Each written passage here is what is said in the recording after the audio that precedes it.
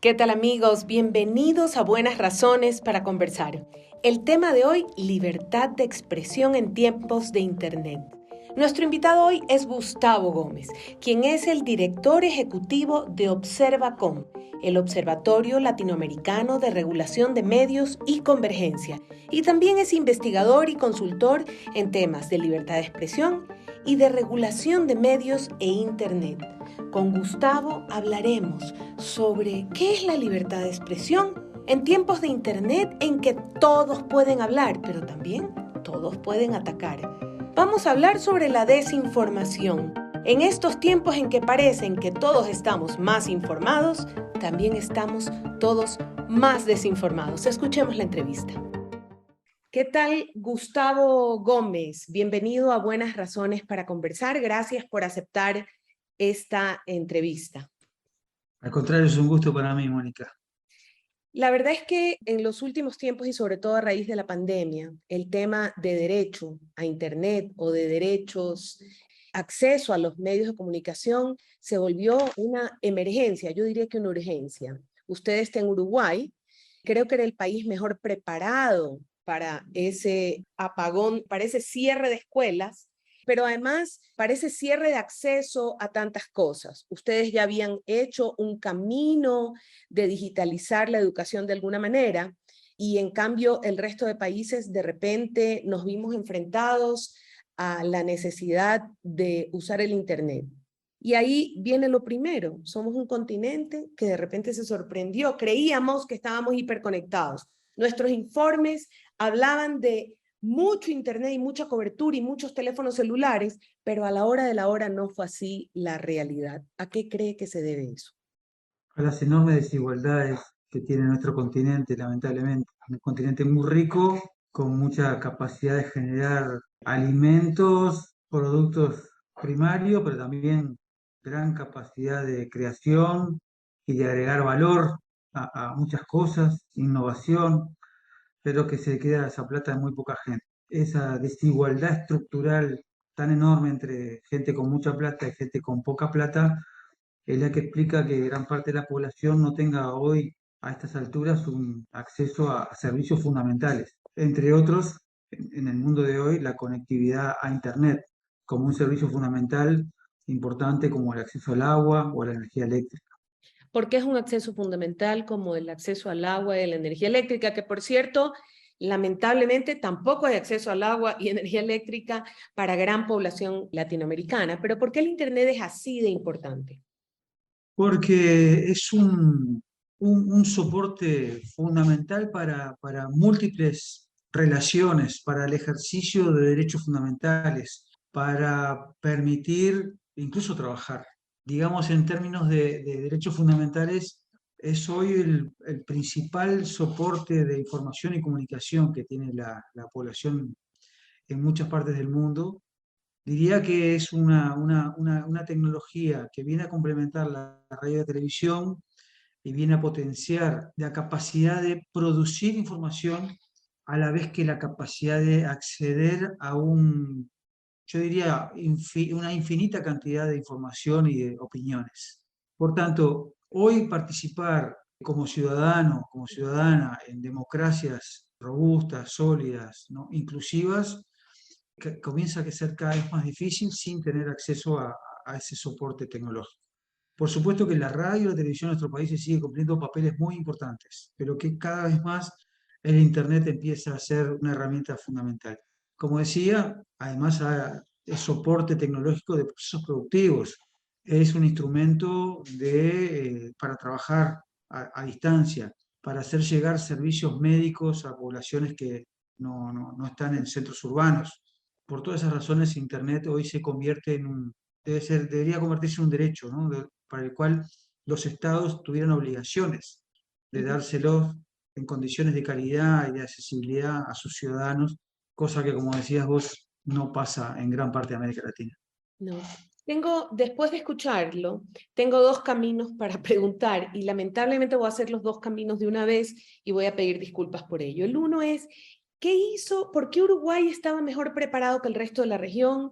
¿Qué hicieron bien? Me refiero en el tema de la emergencia educativa. El retroceso de los aprendizajes en América Latina es considerado una crisis regional muy grave. Expertos en educación y en logros de aprendizaje dicen que los niños, niñas y adolescentes de la región han retrocedido 2 años en sus aprendizajes. Algunos hablan de un retroceso enorme. Y sin embargo, esta crisis que llevó a las familias a quedarse dentro de casa, la enfrentó mejor. Me refiero a la crisis educativa, Uruguay. ¿Qué hizo bien? Y luego le digo el otro camino respecto al acceso a la información, si es que es tan bueno o es tan malo, después de todo.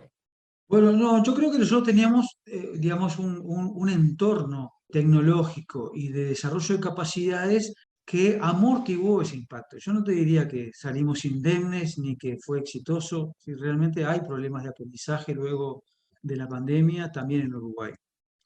Pero se pudo minimizar algunos de los mayores impactos, sobre todo cuando uno está aislado en sus hogares, sin capacidad de interactuar con iguales y tampoco con las instituciones educativas, producto de un anclaje muy fuerte de un servicio de Internet que es casi universal en Uruguay. Quedan muy pocos hogares sin ningún tipo de conectividad, con un servicio de Internet de calidad, además, accesible, porque uno puede tener Internet, pero no puede bajarse un video porque no le da la capacidad, no tenía los ingresos para lograrlo. Y también teniendo conectividad y teniendo buena calidad, no tiene las herramientas para apropiarse de esa tecnología. Y me estoy refiriendo tanto a tener una computadora Al o una dispositivo laptop, a un dispositivo, como a las herramientas, digamos, de de uso, aprendizaje de uso, ¿no? de Este, interactuar con esos dispositivos. entonces, en un país donde así se hubiera repartido laptops a niños en las escuelas, porque la pandemia, sin toda esta acumulación previa, ¿no? De aprendizajes, de herramientas, de aplicaciones específicas para niños, de contenido, de un bagaje de contenidos adecuados para esa plataforma, de docentes que luego de los primeros problemas entendieran cómo sacarle un poco más de jugo a eso, porque no, al principio estaban las herramientas, tampoco se podían usar. O sea, hay una acumulación que diría que es el que permitió, por lo menos que el cimbronazo ese fuerte de la pandemia, que también se sufrió y que también afectó el aprendizaje en Uruguay, fuera menor.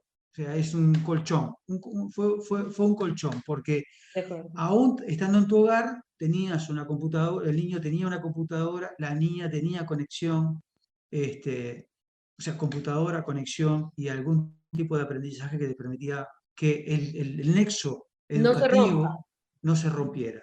Ujú. Obviamente no son las condiciones ideales y por eso digo, también ha habido problemas, De pero acuerdo. claro, no es el aislamiento total que hubo ¿Qué en otros ocurrió? países. Hoy estamos con Gustavo Gómez, director ejecutivo de Observacom, investigador y consultor en temas de libertad de expresión, regulación de medios e Internet. Con él estamos hablando sobre el enorme potencial del Internet, que las noticias falsas han existido desde siempre y que lo más importante es educar a las personas para que hagan una lectura crítica de los medios, para que la democracia sea verdadera en el medio digital. Sigamos con la entrevista. Sí, definitivamente. Hay países en los que simplemente se cortó y se cortó por completo. Hay profesores en bicicleta de un pueblo a otro o tratando de llegar a los niños. Casi todo se dio por WhatsApp, un mensajito, un celular para toda una familia o ningún celular para toda una familia. La ruralidad en Latinoamérica sufrió tremendamente por falta de conexión y de Internet. Es decir, en el caso de Uruguay había una preparación, había un trabajo previo pensando en ese... Hay una política de Estado, Así. reconociendo el valor para el desarrollo, para la democracia, para los derechos fundamentales, vinculado al acceso a Internet. Y te diría un diferencial nuestro, que es una empresa estatal, o sea, que sobrevivió a esa barrida privatizadora que hubo en los 90 en América Latina, que sobrevivió y que explica gran parte de que esa política de Estado tuviera un brazo ejecutor, digamos, capaz de responder a esos desafíos. O sea, yo no estoy seguro que en un ambiente con empresas internacionales, cuya finalidad principal es el lucro, esto hubiera funcionado igual que tener una empresa estatal que responde a intereses estratégicos y a una política de Estado y que piensa más en el servicio universal más allá del lucro, o sea, de llegar De acuerdo. a zonas geográficas donde el mercado no es relevante, donde el retorno económico no es importante, pero donde hay una obligación de proveer de ese servicio. Por eso decía, los estados deberían garantizarlo. En el caso de Uruguay lo hizo, se lo planteó, nos Ujú. falta un poquito, pero estamos muy cerca, pero teníamos una herramienta estatal, una empresa pública de telecomunicaciones que es la que soporta todo eso que estábamos hablando, ¿no? O sea, Importante. esas redes, esas antenas, esa internet, y lo provee una empresa estatal. Claro, cuando no es una política de Estado y no hay la decisión política, eso no se va a lograr en ningún país, porque sí. Iba a hablar, dije que tenía otro camino después de haberlo escuchado, perdóneme, respecto al Internet. Debería de haber acceso, el Internet da oportunidades de trabajo, permite a la población estar mejor informada, pero también permite a la población estar totalmente desinformada. Es decir, que el acceso a Internet tiene esos dos caminos que en esta región, bueno fuera que solo fuera en esta región, que planetariamente ha ayudado a la desinformación. Es decir, entiendo que es una absoluta contradicción el que pudiendo acceder a mejor calidad de información, pudiendo acceder a mejor calidad de información con mayor rapidez y eficiencia, pudiendo usar filtros para acceder a mejor calidad de información, en realidad lo que se ha logrado es una desinformación universal que está influyendo en el destino de los gobiernos de los países, que está permitiendo en muchos casos una manipulación enorme de la población. Bueno, yo creo que en realidad conviven muchas cosas con Internet, porque Internet es tanto, Internet es Airbnb para alquilar apartamentos, es Uber para usar transporte privado, es Netflix para ver películas, es Facebook para comunicarse o informarse, es muchísimas cosas. Y también tiene impactos distintos. O sea, yo, por un lado, lo que vos decís es cierto, pero también ha permitido para muchos comunicarnos y expresarnos y vincularnos con iguales como nunca antes.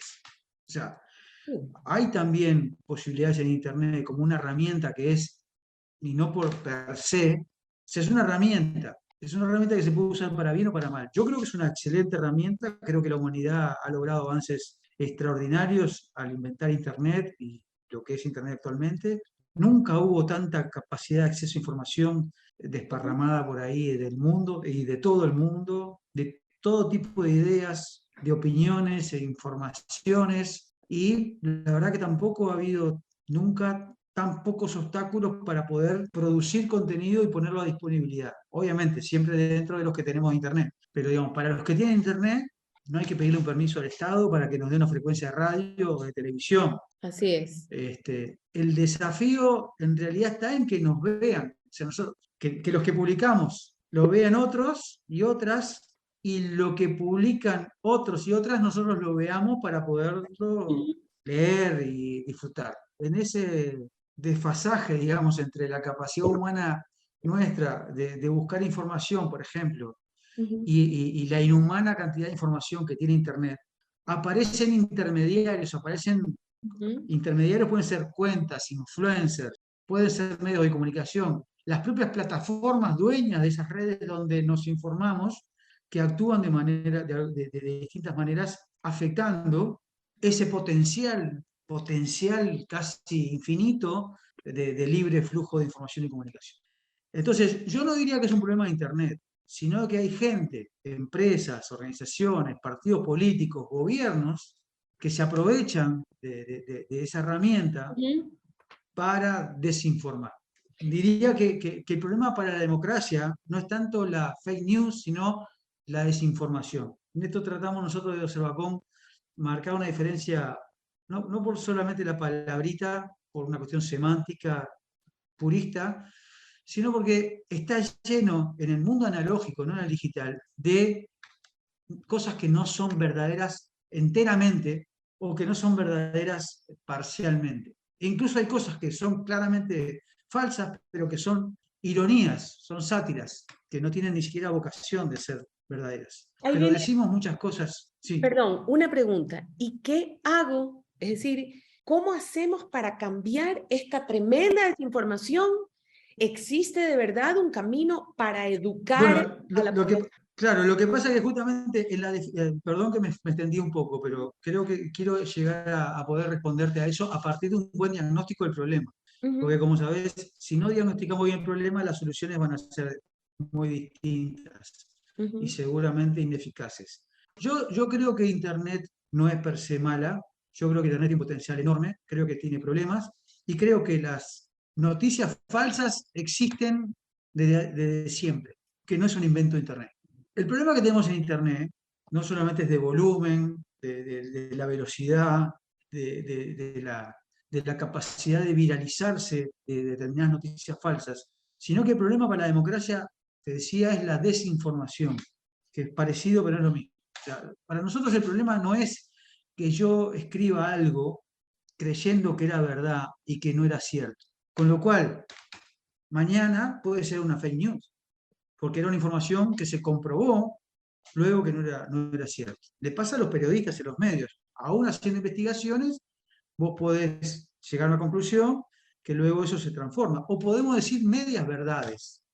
Ahora, desinformación es cuando una persona, una empresa, un partido político, un político, un gobierno, desarrollan, elaboran una noticia a sabiendas que es falsa para deliberadamente difundirla, para que se amplifique su difusión y genere una afectación a una persona, a un partido político, a un candidato o a la democracia. Este para mí, Mónica, es el problema que nosotros tenemos que enfrentar, más importante. El primero, el de los errores, el de las noticias que no son ciertas, el de incluso noticias falsas, pero sin intención de mentir, se combate con más periodismo, con más información, aprendiendo a leer mejor, a un consumo más crítico de lo que leemos o lo vemos en Internet. Lo mismo que cuando leemos un diario impreso en Ecuador o cuando vemos un canal de televisión en Ecuador. Lo mismo, aprendizaje, lectura crítica, más información, no menos, y sobre todo más periodismo para contrarrestar esa información que no es cierta, con información que es cierta o con distintas informaciones que terminan dando una idea general. Ahora, la desinformación malintencionada, estrategias de desinformación que buscan un daño, y hay que castigarlas incluso con regulación estatal y perseguirlas. Porque ahí estamos hablando de gente que tiene una intencionalidad de mentir, a sabiendas que algo es falso y con el fin de dañar, utilizando recursos económicos muchas veces. Por supuesto. Porque una noticia falsa mía, por error, se puede viralizar y llegar a mucha gente, pero es una casualidad. En cambio, esta gente coloca mucho dinero y conocimiento de cómo funcionan las redes para hacer que una noticia producida desde el comienzo, falsa, pueda llegar a más gente. No sé Sí, claro. si te Pero ahí viene respondí. una pregunta. Yo estoy de acuerdo en que las noticias falsas, por mediocridad, por falta de verificación, se combaten con más periodismo y con más consumo crítico, ¿sí? Entonces iría por, ¿qué necesidad de formar el pensamiento crítico en la población, ¿sí? Pero, ¿qué pasa cuando el mismo periodismo es el que estratégicamente desinforma o disfraza, que es una crisis? Entrevistaba hace pocas semanas para este podcast a Germán Rey, y Germán Rey reconocía ese problema en los grandes medios latinoamericanos. No sé si ubicas a Germán Rey de Colombia, y decía, Claro. efectivamente, los grandes medios latinoamericanos cayeron en esta polaridad que hace que tengo que defender mi tesis, aunque tenga que amoldar mi periodismo y convertirlo más en una militancia o en una estrategia política que en un periodismo ético y riguroso. Bueno, fíjate que no estás hablando de nada en Internet. O sea, eso confirma lo que digo. Medios de comunicación tradicionales siempre se los ha criticado o porque ponen noticias falsas o desinforman o manipulan.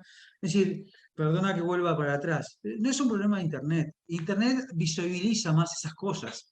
Y hay Ujú. actores importantes que siguen siendo claves en la generación de agenda pública que se expresan a través de Internet, pero la fuente sigue siendo la misma. Le pasa con los políticos o pasa con gobiernos que hacen lo mismo que acabas de decir vos. O sea, acá los principales fuentes de desinformación no son las personas de a pie, que no podemos equivocar, sino son grupos poderosos. Ahora bien, acá lo que hay que separar es información de opinión. Y eso es otro problema con esta cuestión de la desinformación. Cuando yo en una campaña electoral escucho a un candidato que promete que va a hacer maravillas cuando triunfe, ¿es Mm, una fake news o es una opinión? Y ahí, o sea, ese terreno yo sé que es muy fino, ujú, pero digamos, la opinión está protegida por la libertad de expresión, ujú. incluso para mentir. O sea, porque en realidad de lo que hablamos que afecta a la democracia, que afecta al ciudadano, por supuesto que son mentiras de un político que para ser votado y ganar la elección dice cualquier cosa. Eso se Ujú. llama populismo. Sí. Este, Y no es el populismo, ahora, lo no es lo usa mismo la que... derecha y la izquierda por igual. Sí, Es decir, el populismo por se usa supuesto. con todo. Por Ujú, supuesto, pero no son fake news, no es desinformación, o sea, o sea, está opinando. Si yo digo, ese presidente, no estoy informando, no estoy desinformando, nadie puede decir, es una opinión, yo estoy poniendo un valor. ujú. Ahora, si yo digo, ese presidente cometió tal y cual hecho delictivo, Tienes que eso es poder respaldar información. aquello que declaras. Esa es información. Ujú. Entonces, hay una enorme discusión sobre si periodismo es también opinar, si el periodismo que no es objetivo y solamente se dedica a informar es periodismo militante o ya directamente no es periodismo. Yo preferiría que esa opción, llámenle como la llamen, de utilizar medio de comunicación más para expresar líneas editoriales que para informar, simplemente sea transparente y dejen bien claro quién es el que marca esa línea y cuál es su línea. O sea, el Sí, ciudadano lo que necesita es tener claridad de cuál es su línea editorial. O sea, tener códigos de ética que sean claros y digan, yo, ¿saben qué? Soy un medio del Partido Comunista y voy a hablar a favor del Partido Comunista. No le vamos a exigir a un periódico del Partido Comunista, como puedo decir de cualquier partido, no estoy sí, diciendo un no ejemplo, importa. pero Así es.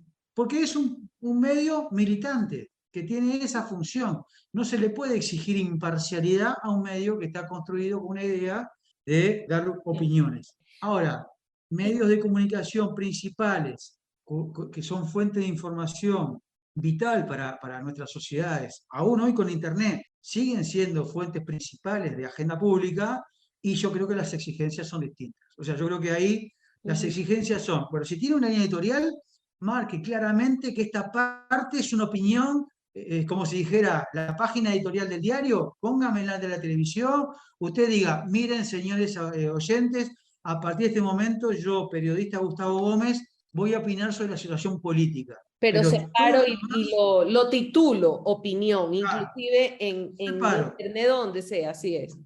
Tiene derecho, por supuesto que tiene derecho, pero la audiencia tiene derecho a saber cuándo es una opinión y cuándo es una información.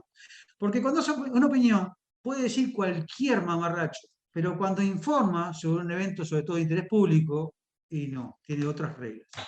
Qué importante que es la educación de esa lectura crítica de medios, lectura crítica del Internet, y ojalá fuera generalizado en toda la educación pública de los países de la región.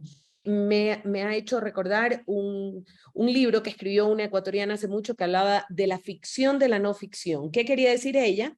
Cuando hemos trabajado en medios de comunicación, allá trabajan los que hacen ficción y acá trabajamos los que hacemos no ficción. Nosotros hacemos noticias, aquí no hay ficción, pero ella decía que todo es ficción porque de alguna manera, cuando yo llego al accidente de tránsito, soy periodista y elijo entrevistarlo a él y no a él, y elijo poner la cámara desde abajo o en picada, y elijo al político hacerlo parecer pequeño o hacerlo parecer grande, elijo un ángulo, siempre está mediado por mi intencionalidad como periodista, y obviamente tu respuesta es, no, pues la Escuela de Periodismo te enseña a ser riguroso, a entrevistar a todas las fuentes, a verificar, pero ojalá tuviéramos realmente una educación de lectura crítica de medios, y cuando digo lectura no me refiero solo a leer, sino de lectura crítica de medios.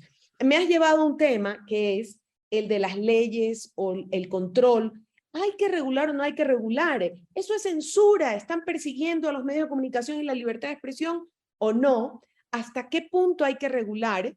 En algunos países, y en el caso de Uruguay también, que hay una ley de medios, y en varios países hay leyes de medios que se las ha considerado leyes que controlan a los medios y que limitan la libertad de expresión de los medios de comunicación. ¿Hasta qué punto sí? ¿No? ¿Por qué son necesarias? ¿Y qué es lo que protegen? Bueno, empecemos diciendo que no hay ningún país del mundo que no tenga algún tipo de ley de medios. A pesar de esa frase tan repetida de la mejor ley de medios es la que no existe, no hay ningún país. Lo que tenemos que discutir es cuáles son leyes que regulan medios que son legítimas y cuáles no, cuáles son los contenidos de esas leyes de regulación de medios y cuáles son sus objetivos. Y en ese sentido hay muchísima diferencia, pero está claro que no hay ningún organismo internacional, ningún instrumento, ni siquiera de libertad de expresión, que niegue que deba haber regulación de medios. Eso es, si alguien se lo dice, es mentira. Sí, en Lo que, realidad lo sí hay que, países en los que se lo que dice que no debería de haber ninguna ley de medios. claro, pero no hay ningún organismo internacional que recomiende a los países que no haya ninguna regulación. Por ejemplo, sobre radio y televisión hay estándares escritos por la Comisión Interamericana de Derechos Humanos de cómo debe hacerse la regulación de radiodifusión, cuáles son los objetivos y cuáles son las potestades y los límites del Estado para intervenir. Pero a la prueba me remito, hay una guía de cómo debe regularse. Por lo tanto, para nada está imposibilitado el Estado de regular. Es más, así como en ciertos aspectos de la regulación de medios el Estado tiene la obligación de no intervenir, por ejemplo, en estos debates de opiniones, no intervenir en contenidos, en otras, incluso sentencias de la Corte Interamericana de Derechos Humanos son consistentes en que los estados están obligados a intervenir y regular medios. Por ejemplo, en el tema de diversidad y pluralismo. Resoluciones recientes de la Corte Interamericana, el máximo órgano judicial de las Américas, ha ratificado la obligación que tienen los estados de hacer algo, ya no de no intervenir, no, tienen la obligación de hacer algo para que haya un sistema de medios diverso y plural. Sobre esas premisas, te decía que son las que deberían seguir los países de la región, la verdad que no todos siguen. Y hay experiencias muy diferentes de cómo regular medios. Por ejemplo, la ley de Uruguay se llama ley de medios, pero no es una ley de medios estrictamente, es una ley de servicios de comunicación audiovisual. Es una ley que regula a la radio y a la televisión en todas sus formas. La ley argentina, que también se le dice ley de medios, tampoco es una ley de medios, es una ley de servicios de comunicación audiovisual, muy parecida a las dos leyes de aquí del sur del continente. Y son leyes que casi no tienen regulación de contenidos, que es el tema duro, el tema al que vos planteás que se plantean rechazos. Objetivamente, literalmente, las leyes de Argentina y Uruguay no tienen en su constitución casi aspectos de regulación de contenido respecto a si tal contenido tal medio tiene que ser veraz o no, si tiene que ser de tal manera o no para que tenga de calidad. No tienen nada de eso. De hecho, siempre digo lo de Uruguay, que es donde yo vivo, es una ley de 202 artículos y apenas 5 artículos regulan contenidos. Y son básicamente para proteger la discriminación y la niñez. Ahora, la experiencia de la Ley Orgánica de Comunicación de Ecuador es todo lo contrario. Se la llama por lo mismo y se las metió en la misma bolsa porque supuestamente eran todos gobiernos de izquierda. Es todo lo contrario. O sea, la vieja Ley Orgánica de Comunicación era básicamente una ley que controlaba contenidos y con aspectos realmente brutales, incompatibles con estándares internacionales de libertad de expresión que nosotros desde Observacom cuestionamos. No solo por un organismo como la Superintendencia, dirigida por una sola persona que tenía atribuciones excesivas, sino por figuras como el linchamiento mediático y otras medidas que fueron cuestionadas por derecha e izquierda Y son Así es. malos ejemplos de regulación de medios. Son las que justamente dan pie a que después vengan a decirnos en otros lados, ven la regulación. Pero como digo, fíjate, te pongo ejemplos de ciertos gobiernos con una sensibilidad que se le llama progresistas o de izquierdas, con legislaciones muy distintas de medios. Las del sur, casi nada de contenido, son básicamente para asegurar diversidad y pluralismo en el sistema mediático, de poner límites a la concentración de medios, permitir que haya más medios que accedan. La de Ecuador es todo lo contrario. Un solo artículo contra la concentración, que nunca se aplicó. No se quitó ni un solo medio de comunicación. Los mismos medios concentrados estuvieron antes y después de la Ley Orgánica de Comunicación.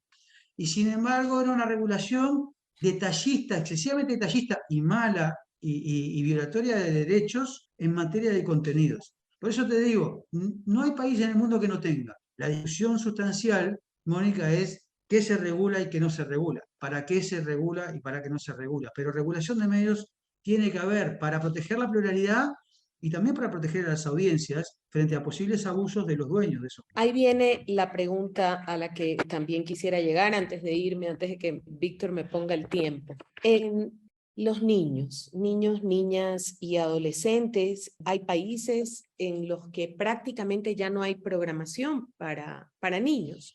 Cito el ejemplo de Ecuador, como pudiera citar el de cualquier país, en el que en algún momento Plaza Sésamo se pasaba a las 4 de la mañana, 5 de la mañana, El Pájaro Loco a las 3 de la mañana, y los programas para niños a esa hora, pues porque comercialmente no tienen auspiciantes, y entonces no hay un espacio para niños, pero además se propone que no existan franjas, es decir, no hay horarios en los que los niños están a salvo si prenden el televisor, y hay horarios para adultos, sino que se propone que haya total libertad respecto al horario en el que se pone cualquier programación.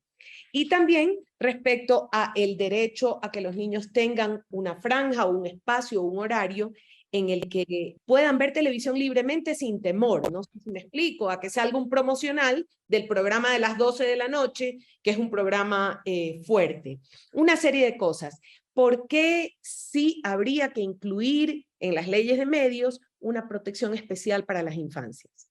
Porque los derechos de las infancias son superiores a los derechos de los dueños de los medios de comunicación, más allá de su legítimo interés en lucrar y obtener recursos de su actividad radiodifusora.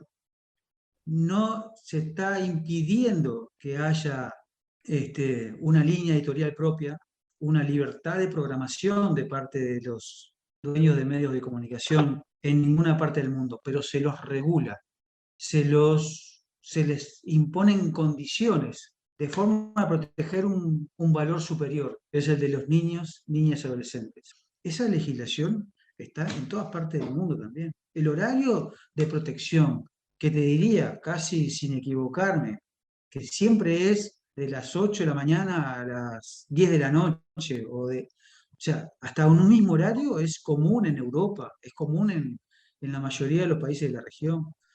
¿Por qué? ¿Por un afán prohibicionista de que no puedan meter determinados contenidos? No. En ese horario hay determinados contenidos que no. Póngalos en otro horario. Ponga contenidos para adultos en la noche, después de las 10 de la noche.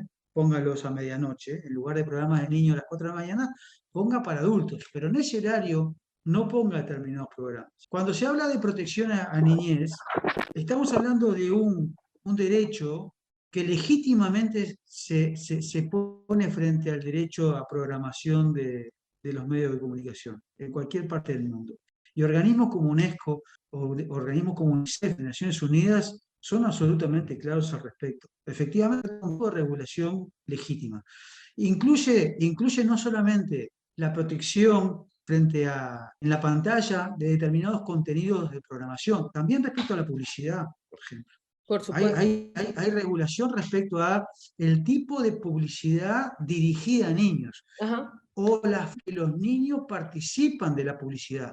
Sí. O sea, es un conjunto de normativas muy, muy fuertes en el norte desarrollado. No hablemos de América Latina, que también la hay, Argentina, Universalmente. Uruguay, universalmente, y en Europa particularmente. Por supuesto que además está el problema de la programación dirigida a niños. Ujú. Acá yo creo que hay un terreno un poco más complejo, porque acá lo que tiene que haber son políticas de fomento del Estado también para que pueda haberlos. Ese Es es el decir, si siguiente tema. nosotros dejamos, yo creo que ahí nosotros tenemos que buscar políticas sostenibles del Estado para que pueda haber esa programación, estímulos y no solamente exigencias como hay cuando hablamos de franjas horarias. El desafío que hay en el mundo hoy y que Europa ya está enfrentando es cómo protegemos los derechos de niños, niñas y adolescentes en medios que no son los tradicionales. O sea, porque efectivamente una crítica que se hace sobre la regulación de medios como la televisión abierta es, pero si ya los niños ya no miran esa televisión, ahora están todos conectados a través del celular e internet. Bueno, eso no ha impedido eso no ha eliminado las regulaciones en la televisión, porque como sigue siendo un medio muy importante, sobre todo en América Latina, muchas veces la familia se encuentra en algunos momentos frente al televisor. Claro, no para ver programas de niños,